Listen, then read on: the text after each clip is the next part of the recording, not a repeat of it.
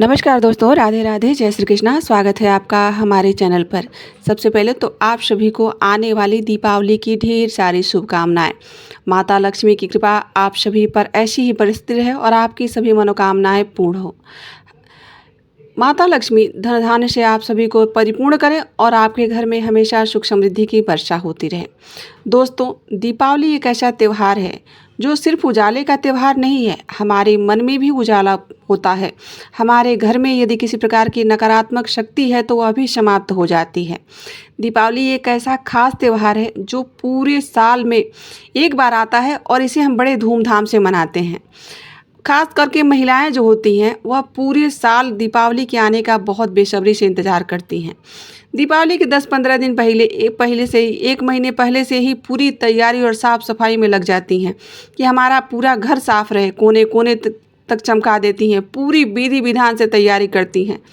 लेकिन सोचिए क्या हो जब महिलाओं के साथ पूरी तैयारी करने के बाद और इसी बीच में उन्हें यदि मासिक धर्म या पीरियड आ जाता है तो फिर वो क्या करेंगी। इतना खुशी उल्लास के बाद हम पूरी जब तैयारी करते हैं और पूजा नहीं कर पाते हैं तो सोचिए कितना कष्ट होता है और ये मन में एक खटक सी रह जाती है कि हमने इस व्रत का पूजा या इस त्यौहार में पूजा नहीं हम कर पाए या फिर क्या करें, यही समस्या हो जाती है सबके साथ। हम इस पूजा को विधिवत तरीके से नहीं कर पाते हैं क्योंकि हर महिला को हर महीने मासिक धर्म आने यानी पीरियड आना तो मान लीजिए नेचुरल प्रक्रिया है, वो तो सबके साथ आती है। परंतु कुछ माताएं बहनें जो पीरियड जो जिनको हो जाता है वह दिवाली के आसपास होगा या फिर उसके डेट दीपावली के आने वाले दिन ही हो और मासिक धर्म जो कि आ जाए, उनका दीपावली वाले दिन ही यदि आ जाए तो मासिक धर्म में वह क्या करें और कितना कष्टदायक होता है। वह किस तरह से दीपावली लक्ष्मी पूजन करेंगी, वह दिया जला सकती हैं या नहीं जला सकती हैं, इसकी संपूर्ण जानकारी हम आपको इस वीडियो में विस्तार पूर्वक देने जा रहे हैं। तो दोस्तों, वीडियो स्किप करके मत देखिएगा, अंत तक बने रहिएगा। चलिए बात करते हैं। जब भी कोई महिला रजस्वलावस्था में होती है तो वह पूजा पाठ से जुड़े हुए कोई भी कार्य नहीं करती है। 4 दिन तो एकदम बिल्कुल मना ही रहता है।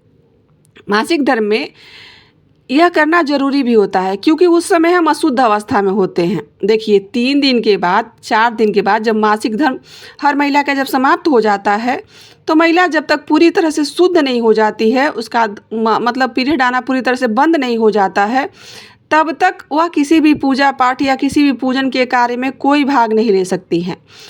अब इस बात की पुष्टि नहीं हो जाती कि उसका मासिक धर्म चला गया कि नहीं चला गया, तब तक वह पूजा पाठ बिल्कुल ही ना करे।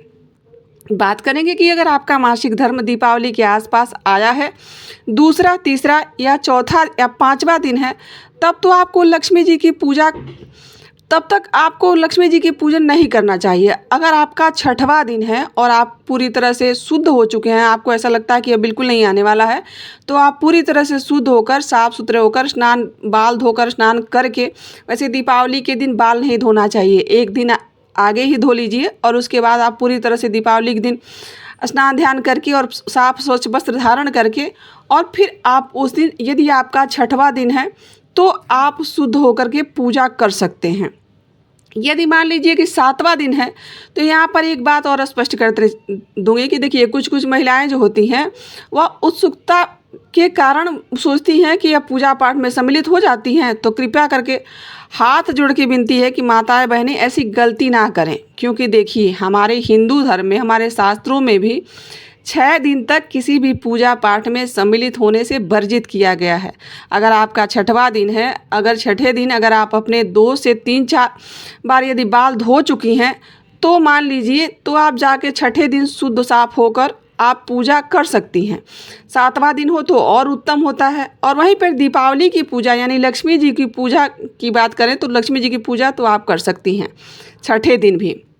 अन्यथा आपका 1, 2, 3, 4 या 5वां दिन हो तो आप पूजा करने के यहाँ कोई भी सवाल ही नहीं उठता है, आप पूजा से बिल्कुल दूर रहिए। क्योंकि देखिए बहुत लोग ऐसे होते हैं कि बोलते हैं 4 दिन के बाद शुद्ध हो जाते हैं, 5 दिन नहीं, ऐसा नहीं होता है। 6ठे दिन के बाद ही आप शुद्ध होते हैं। देखिए व्यक्तिगत तरीके से अगर मैं बात करूँ तो हमारे यहाँ 7 दिन तक पूजा पाठ नहीं किया जाता है और मासिक धर्म की अवस्था में तो 7वें दिन तक हम पूजा नहीं कर सकते हैं। हम पूरे 7 दिन तक जो भी है वो इस नियम का पालन करते हैं। और 7वें दिन तक हम 2 से 3 बार अगर दिन पड़ता है तो हम बाल धो लेते हैं शैम्पू वगैरह लगाकर, और बढ़िया से फिर साफ जब शुद्ध हो जाते हैं।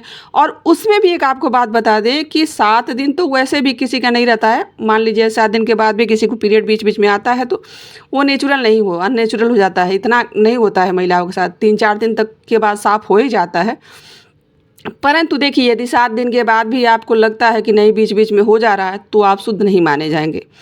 और 7 दिन के अगर 4 दिन के 5 दिन के बाद आपका साफ़ हो जाता है, तो छठे दिन यदि बहुत विवशता हो, मान लीजिए कोई नहीं करने वाला हो, तो छठे दिन आप 2-3 बार जब उसके पहले बाल धो चुके हैं, स्वच्छ हो चुके हैं, तब आप पूजन कार्य में सम्मिलित हो सकते हैं। देखिए, अगर आप मासिक धर्म से गुजर रहे हैं तो आप लक्ष्मी पूजा बिल्कुल भी नहीं करें, चाहे वह आपकी पहली दिवाली ही क्यों ना हो। बहुत सारी बहनों का प्रश्न ये होता है कि करवा चौथ में मुझे प्रश्न आ रहा था कि बहुत सी हमारा तीसरा दिन हम शुद्ध हो जाते हैं, चौथे दिन हम शुद्ध हो जाते हैं, तो क्या हम 5वें दिन पूजा कर सकते हैं? बिल्कुल नहीं कर सकते। 5वें दिन तो नहीं कर सकते, लेकिन कई लोग जो कहते हैं कि भाई बात नहीं मानते हैं, तो भाई वो तो आप अपने रिस्क पे जो चाहें वह कर सकते हैं, वो आपकी मर्जी है। परंतु यदि हमसे पूछें तो यह सत्य है कि आप 7वें दिन के पहले किसी भी पूजन कार्य में शामिल नहीं हो सकते। दूसरा, तीसरा, चौथा, 5वां दिन तो बिल्कुल ही मत सोचिएगा। बात कर लेते हैं, मान लीजिए बहुत सी ऐसी महिलाएं हैं जो कहती हैं कि हम पूजन नहीं करेंगे, और क्या हम दीपक जला सकते हैं या दीपक भी नहीं जला सकते हैं?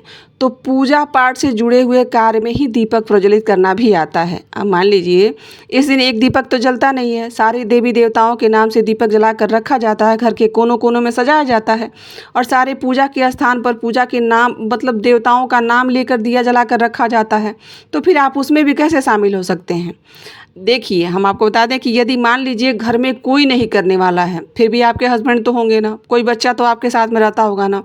यदि मान लीजिए वो भी नहीं है, तो आप प्रयास कीजिए कि आपके आस पड़ोस में कोई ऐसा हो जो साफ और स्वच्छ होकर आपके घर का कार्य कर सके, आपके घर में दीपक जला सके, तो आप उनसे करवा लीजिए। यदि कुछ भी ना हो सके, तब आप छठे दिन, यदि उसके छठे दिन के पहले आप 2-3 बार बाल धो चुकी हैं, यदि साफ़ हो चुकी हैं पूर्ण रूप से, आपका मासिक धर्म बिल्कुल नहीं आ रहा है, तो आप छठे दिन दीपक जलाकर रख सकती हैं पूरे घर में। लक्ष्मी जी का पूजन फिर भी आपको वर्जित है, आपको नहीं करना चाहिए। ये इसमें क्या होता है कि बहुत सी ऐसी मान लीजिए नवविवाहिता हैं, ऐसी महिलाएं हैं जिनकी पहले साल शादी हुई है और उनका पहला दीपावली है, उनके साथ ऐसा होता है, मान लीजिए ये तो नेचुरल है, हो जाएगा, तो उनका पीरियड हो जाता है, तो उनके मन में कहीं ना कहीं खटक रह जाती है कि मैं पूजा नहीं कर पाई, या फिर मेरी पहली दीपावली है ख़राब हो गई, इस तरह से नहीं होनी चाहिए। तो ऐसी अवस्था में आप, पहला दिन है तब तो आप बिल्कुल भी कुछ नहीं कर सकती हैं।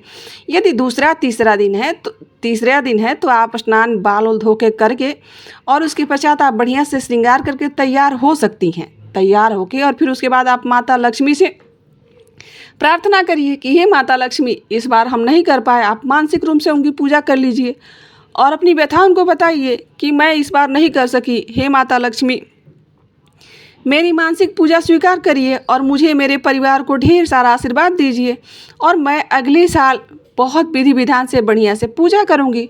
और माता लक्ष्मी से प्रार्थना करिए कि हे माता लक्ष्मी, आप तो सब जानती हैं, आप इस बार हम ऐसा हो गया है, हम नहीं पूजा कर पा रहे हैं, आप हमारे परिवार पर अपना आशीर्वाद सदैव बनाए रखिए, हमारे घर में सुख समृद्धि धन संपत्ति बना कर रखिए। इसी प्रकार से आप माता लक्ष्मी की प्रार्थना करते हुए मानसिक रूप से पूजा कर सकती हैं।